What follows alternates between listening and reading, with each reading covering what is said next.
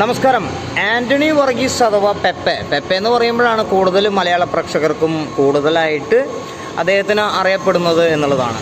ഒരു നിവിൻ പോളിയുടെ ഒരു ഡയലോഗ് ഉണ്ടല്ലോ, ഒറ്റയ്ക്ക് വഴി വെട്ടി വന്നവനാടാടാ എന്ന് പറഞ്ഞ പോലത്തെ ആ ഒരു ഡയലോഗ് ശരിക്കും ആൻ്റണി വർഗീസ് എന്ന് പറയുന്ന ഈ പെപ്പെ അങ്കമാലി ഡയറീസ് എന്ന് പറയുന്ന ആ ഒരൊറ്റ സിനിമയിലൂടെ പ്രേക്ഷക മനസ്സിലേക്ക് ഇടം കയറിയിട്ടുള്ള ഒരാളാണ്.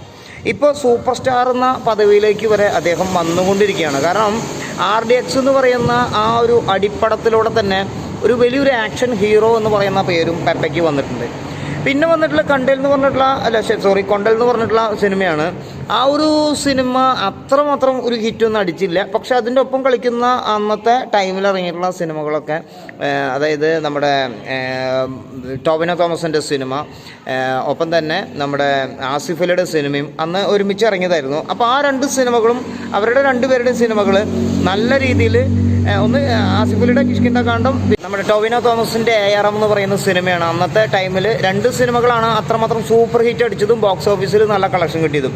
അപ്പോൾ നമ്മുടെ കണ്ടൽ എന്ന് പറഞ്ഞിട്ടുള്ള ആൻ്റണി വർഗീസിൻ്റെ സിനിമ ഒരു ആവറേജ് അഭിപ്രായമാണ് അന്ന് നേടിയെടുക്കാൻ സാധിച്ചുള്ളൂ. അപ്പോൾ ഇനി വീണ്ടും പുതിയൊരു സിനിമ ഇപ്പോൾ വന്നിരിക്കുന്നത് ദാവീദ് പറഞ്ഞിട്ടുള്ള ഒരു ബോക്സിംഗ് ചാമ്പ്യൻ്റെ അല്ലെങ്കിൽ ഒരു ബോക്സറിൻ്റെ ഒരു സ്റ്റോറിയുമായിട്ട് പുതിയൊരു സിനിമ വന്നിരിക്കുകയാണ്.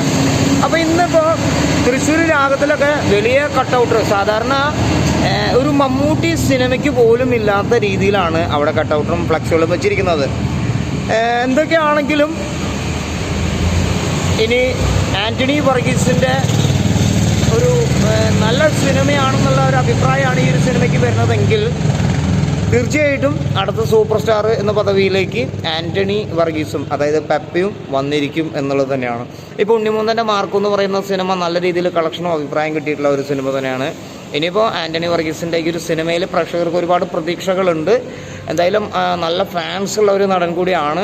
അടിപൊളി ഒരു സിനിമ ആവട്ടെ എന്ന് നമ്മളും ആഗ്രഹിക്കുകയാണ്. കാരണം മലയാളത്തിൽ ഇതുപോലെ നല്ല നല്ല നടന്മാർ വീണ്ടും വീണ്ടും വരട്ടെ എന്നുള്ളതാണ് നമ്മൾ ആഗ്രഹിച്ചുകൊണ്ടിരിക്കുന്നത്. നല്ലൊരു ഹീറോനെ നമുക്ക് കിട്ടിയിരിക്കുകയാണ് ആൻ്റണി വർഗീസിന്. അങ്കമാലി ഡയറീസിലൂടെ തന്നെ അത് നമ്മൾ ഉറപ്പ് വരുത്തിയിട്ടുള്ള ഒരു കാര്യം തന്നെയാണ്.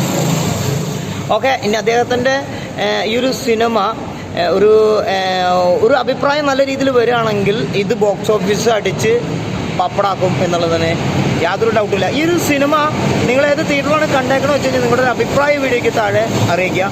എനിക്ക് സിനിമ കാണാനൊന്നും പറ്റിയിട്ടില്ല. കാരണം എനിക്കിന്ന് വേറെ കുറച്ച് പ്രോബ്ലങ്ങളും വേറെ കുറച്ച് കാര്യങ്ങളും ഉള്ളതുകൊണ്ടാണ്, വർക്കിൻ്റെ സംബന്ധമായിട്ടുള്ള കാര്യങ്ങളുള്ളതുകൊണ്ടാണ്. അല്ലെങ്കിൽ ഞാൻ സിനിമ കണ്ടിട്ട് തീർച്ചയായിട്ടും അതിൻ്റെ റിവ്യൂ ചെയ്യണമെന്ന് വിചാരിച്ചാണ്. എന്തായാലും നമ്മൾ 2 ദിവസം കഴിഞ്ഞ് സിനിമ കാണും കേട്ടോ.